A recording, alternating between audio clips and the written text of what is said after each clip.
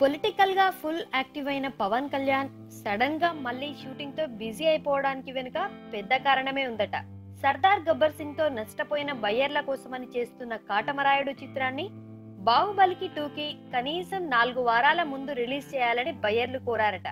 బాహుబలి తర్వాత వస్తే అప్పుడు ప్రేక్షకుల మూడ్ ఎలా ఉంటుందో చెప్పలేమని, వారు కనుక మళ్ళీ అలాంటి భారీ హంగులున్న సినిమా కోసమే చూస్తే మొదటికే మోసం వస్తుందని చెప్పి గతంలో మగధీర తర్వాత జరిగినది గుర్తు చేశారట.